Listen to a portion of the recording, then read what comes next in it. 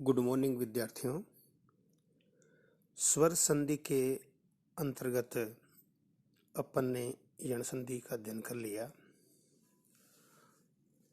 उसी का दूसरा जो भेद है स्वर संधि का अयादि संधि, उसके बारे में अपन अध्ययन कर रहे हैं।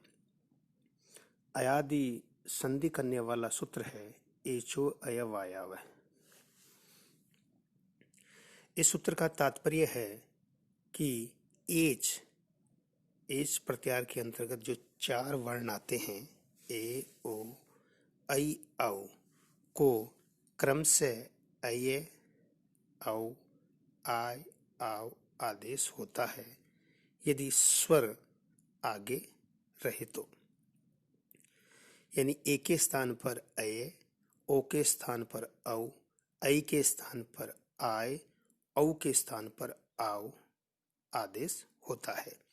जिसके उदाहरण अपन ने ए का उदाहरण हरिये रूप सिद्धि में देखा, ओ का उदाहरण अपन ने विष्णवे यहाँ देखा। अब आगे ऐ और औ का उदाहरण देखते हैं। तो देखिए नायक है, इसका जब अपन संधि विच्छेद करेंगे तो बनेगा नई प्लस अक है। इस स्थिति में यह स्थिति होने पर एचो अयवायाव यह सूत्र आएगा। यह सूत्र वो क्या कहता है कि ए ओ ऐ औ के स्थान पर क्रमशः आदेश होंगे। कब?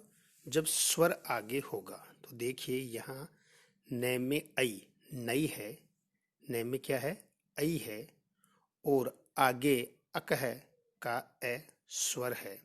तो एचो अयवायाव यह सूत्र यहाँ प्रवृत्त होगा, आएगा, और ऐ के स्थान पर यानी ऐ को हटाकर उसके स्थान पर आय आदेश करेगा। तो रूप इस प्रकार से बनेगा, न में ऐ को हटाने पर न हलंत हो जाएगा और ऐ के स्थान पर आय आ जाएगा। तो न आय प्लस अक है। जब अपन इनको मिलाएंगे तो न के आगे, तो ये बार बार में बताया जाता है कि जब किसी हलंत व्यंजन के आगे कोई स्वर होता है तो वह उसमें आके मिल जाता है, उसे पूरा कर देता है। तो न के आगे आय का आ है तो न पूरा हो जाएगा ना। ये के आगे अकह का ए है तो यह भी पूरा हो जाएगा। तो ना ये कह, इस प्रकार से रूप सिद्ध हुआ। तो आगे जो औ का उदाहरण है वो है पावक है।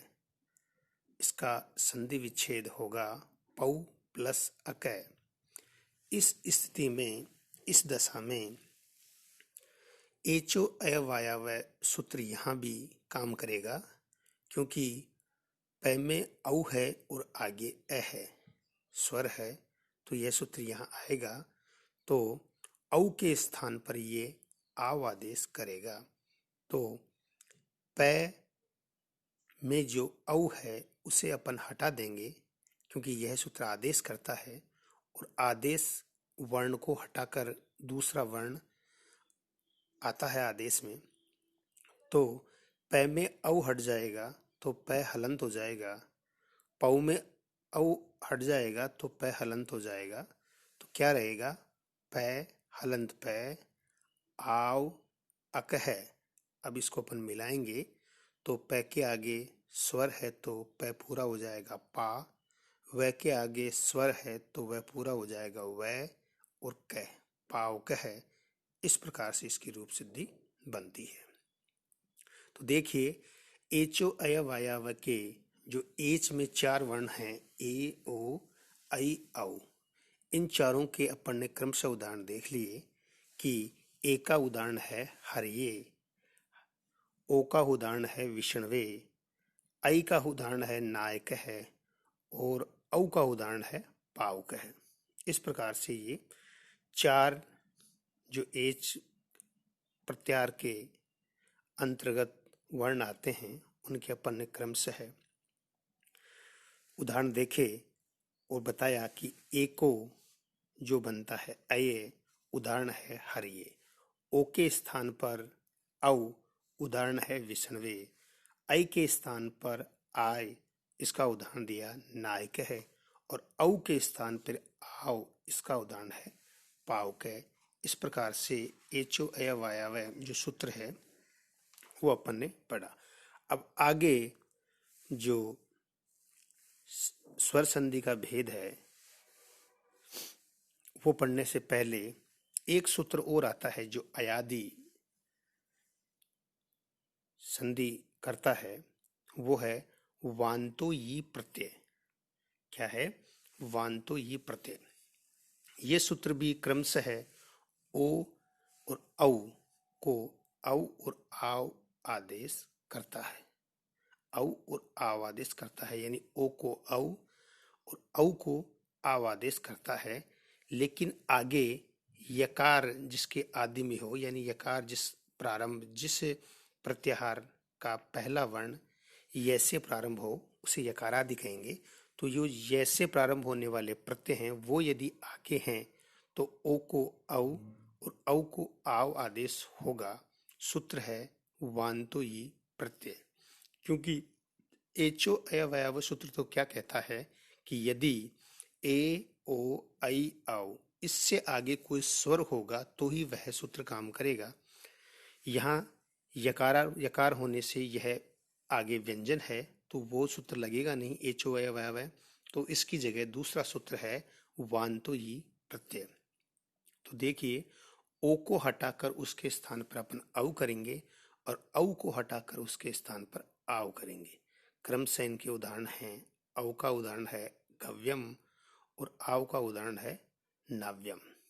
तो गो प्लस यम, तो यहाँ पर ग में ओ है, आगे स्वर है नहीं, तो स्वर न होने के कारण एचो अयवायव सूत्र यहाँ नहीं लगेगा। सूत्र लगेगा वांतो यी प्रत्यय। यह सूत्र क्या करेगा कि ओ के आगे यदि यकार से प्रारंभ होने वाला कोई प्रत्यय है तो ओ को हटाकर उसके स्थान पर अव आदेश करते हैं। तो देखिए, गो में जो ओ है उसको अपन हटा देंगे तो रह जाएगा ग, और ओ के स्थान पर अपन ने क्या किया? अव, तो बन गया ग अव और आगे यम। तो अब इसको मिलाएंगे तो ग के आगे ए स्वर है तो ग पूरा हो जाएगा। तो ग, व के आगे यम का य है, व्यंजन है, तो वह आधा ही रहेगा, हलंत ही रहेगा। तो गव्यम, इस प्रकार से यह रूप बनता है। इसी प्रकार से औ का जो उदाहरण है वो है नाव्यम में। तब इसका अपन विच्छेद करेंगे तो बनेगा नौ प्लस यम।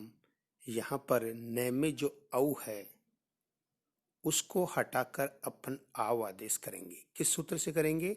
वांतो यी प्रत्यय। क्योंकि आगे स्वर नहीं है, स्वर न होने की वजह से एचो अयवायव सूत्र यहाँ नहीं आएगा, बल्कि वांतो यी प्रत्यय सूत्र आएगा।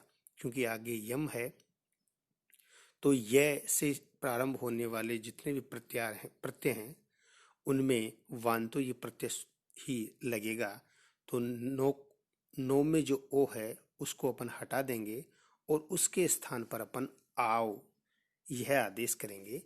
तो न में जब ओ को हटाया तो न हलंत हो गया और औ के स्थान पर अपन ने आओ आदेश कर दिया और आगे यम है। न के आगे अब जब इनको मिलाएंगे तो न के आगे आव का आ है तो न पूरा हो जाएगा ना। व के आगे यह है, व्यंजन है, स्वर न होने की वजह से वह यहाँ हलंत ही रहेगा। तो ना, व, आदा, य और मैं, नाव्यम। इस प्रकार से इसके जो क्रम से दो उदाहरण हैं ओ और औ के, गव्यम और नाव्यम, ये दोनों सिद्ध होते हैं। तो वांतो ये प्रत्यय सूत्र से ओ के स्थान पर औ और औ के स्थान पर आव आदेश होता है, ये अपन ने देखा।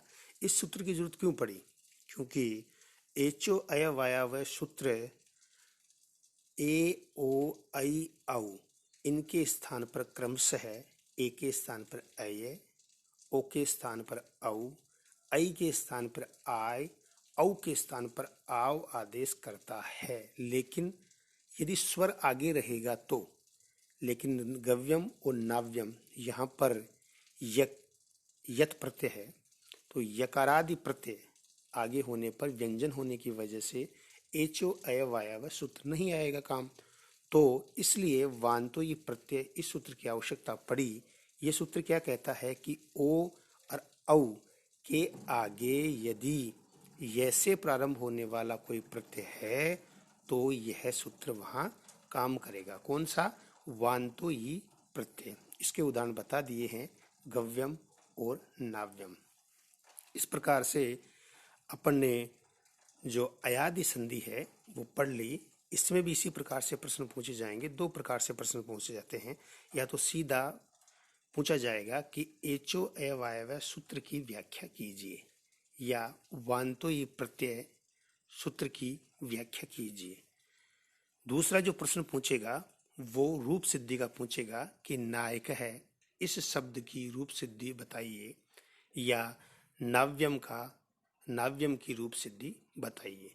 तो सूत्र की व्याख्या जब की जाएगी तो जैसे एचो अवायव सूत्र है, इसकी व्याख्या जब अपन करेंगे तो सरल शब्दों में कर देंगे कि एचो अवायव यह सूत्र एच के अंतर्गत जो वर्ण आते हैं ए ओ ऐ औ के स्थान पर क्रमशः अय औ आय आव आदेश करता है स्वर आगे रहने पर।